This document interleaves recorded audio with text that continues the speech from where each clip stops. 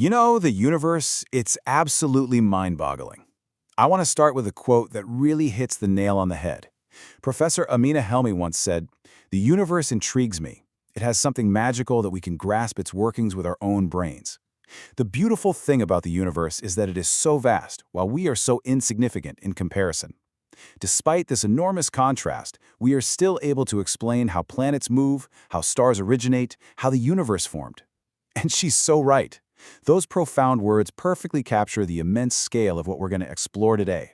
So, welcome to this explainer, the cosmic detective story uncovering the Milky Way's hidden fossil galaxy. Today, we're basically embarking on a full-blown forensic investigation right into our own galaxy's incredibly violent past. Okay, let's dive into this. The scene of our crime is the Milky Way itself. Now, when we step outside on a clear night and look up, the galaxy seems peaceful, right? Kind of static and glittering. But the reality? Well, it's actually far more brutal. See, massive galaxies like ours don't just gently expand out of nothing. They grow over time primarily through a process astronomers literally call galactic cannibalism. So yeah, we are essentially living in a predator galaxy.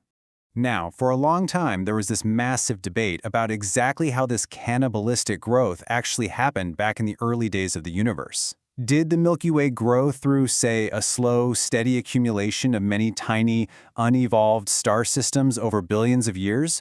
Or was it formed by violently swallowing massive, completely distinct galaxies whole? Well, recent highly sophisticated data proves that the Milky Way definitely experienced massive dramatic merger events.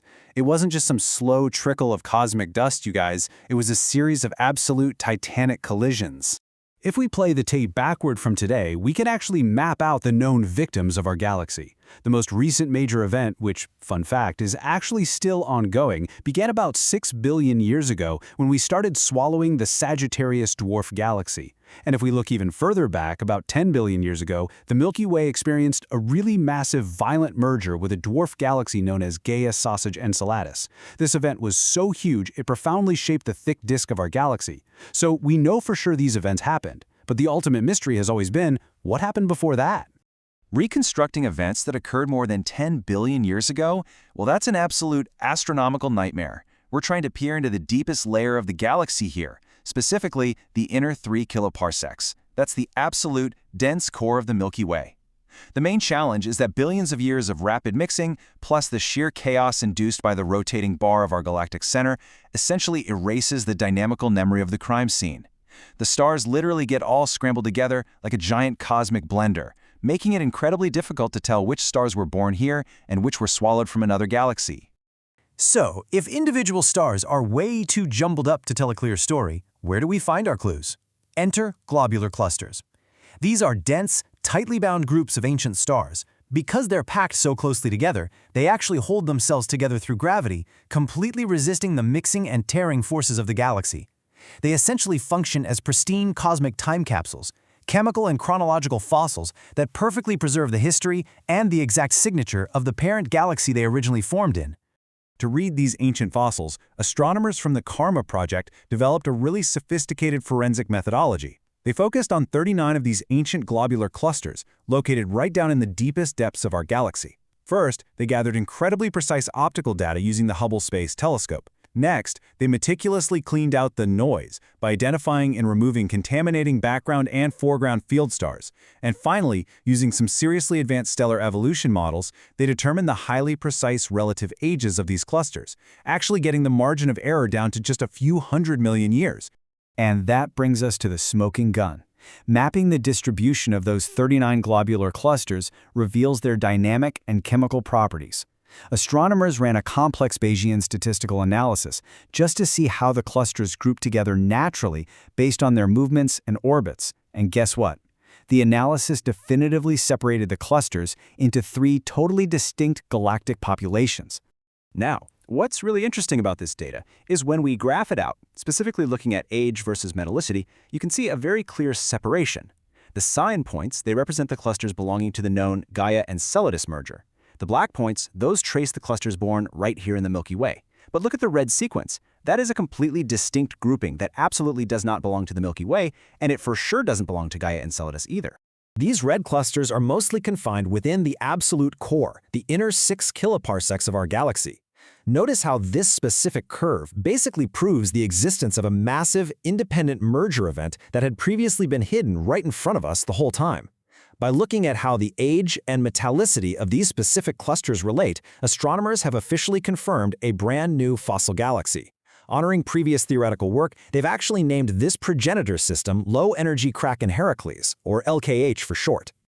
And this brilliantly illustrates the exact sequence of events. When we look at these age metallicity fits side by side, so you've got the massive Gaia Enceladus dwarf galaxy on the left and our newly discovered LKH fossil galaxy on the right, we can compare their timelines directly. And the analysis reveals something really astonishing.